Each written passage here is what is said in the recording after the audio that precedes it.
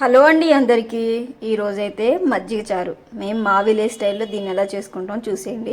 So తోడు పెట్టిన గడ్డ పెరుగు ఉంటుంది కదా, దాన్ని కొంచెం తీసుకున్నాను. దీనిలోకి ఉల్లిపాయలు, పచ్చిమిర్చి, కరివేపాకు ఈ మూడు కూడా ముందుగా రెడీ చేసుకొని పెట్టుకున్నా. తర్వాత ఒక గిన్నెలోకి లేదంటే ఏదన్నా చిన్న బౌల్లో కన్నా మీరు పెరుగు కొంచెం తీసుకొని గడ్డలు లేకుండా మొత్తం కలిపేసేయండి.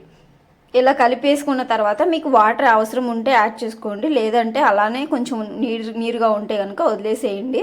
సో నేనైతే కొంచెం యాడ్ చేసుకుంటున్నా, ఎక్కువ అవసరం లేదు, జస్ట్ చిటికెడు అనమాట. ఒక స్పూన్ వేసుకుంటే సరిపోతుంది గడ్డలు లేకుండా. ఇలా కలిపేసుకున్న తర్వాత మనం గిన్నె ఒకటి పెట్టుకోండి, కొంచెం ఆయిల్ వేసేసి ఆయిల్ హీట్ అయిన తర్వాత దీనిలోకి మనం తిరమాత గింజలు, ఆవాలు, జీలకర్ర, ఎండుమిర్చి ఇవన్నీ కూడా ఇందులోనే యాడ్ చేసేసేయండి. ఇవి యాడ్ చేసిన తర్వాత మనం ముందుగా కట్ చేసి పెట్టుకున్నాం కదా ఆనియన్స్, పచ్చిమిర్చి ఇవన్నీ కూడా ఇందులో ఒకటేసారి వేసేసేయండి.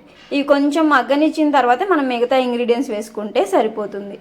సో ఇవి కొంచెం వేసిన తర్వాత నేను పసుపు కూడా ఇందులోనే యాడ్ చేసేసాను. ఉల్లిపాయలు కొంచెం పసుపు వేసేసి కలిపేసుకున్న తర్వాత ఉల్లిపాయలు కొంచెం మగ్గిన తర్వాత ఇందులోనే కారం కూడా యాడ్ చేసేసుకోవాలి. తర్వాత మనం సాల్ట్ యాడ్ చేసుకుంటే సరిపోతుంది అన్నమాట. సో మొత్తం ఇలా కలిపేసుకొని కొంచెం మీడియం ఫ్లేమ్లో పెట్టండి, హై ఫ్లేమ్లో కాదు, మీడియం ఫ్లేమ్లో పెట్టేసిన తర్వాత మనం కారం యాడ్ చేసుకుంటే సరిపోతుంది. సో ఉల్లిపాయలు మగ్గినాయా లేదా అని చెక్ చేసుకొని నేనైతే దీనిలో కారం కూడా యాడ్ చేసేసుకున్నాను. ఒకసారి మొత్తం కలిపేసేసి కారం స్మెల్ పోయిన తర్వాత మనం పెరుగు యాడ్ చేసేసుకుంటే మజ్జిగ చారు అయితే రెడీ అయిపోతే మేమైతే వీటిని మజ్జిగ చారు అని అంటాము. మరి మీ సైడ్ ఏమంటారో కూడా కామెంట్ చేయండి. ఒకవేళ ఈ పద్ధతిలో ట్రై చేయకపోతే డెఫినెట్గా ట్రై చేయండి. సో కారం స్మెల్ అదంతా పోయిన తర్వాత నేను పెరుగు కూడా ఇందులోనే యాడ్ చేసేసి మొత్తం కలిపేసేసాను.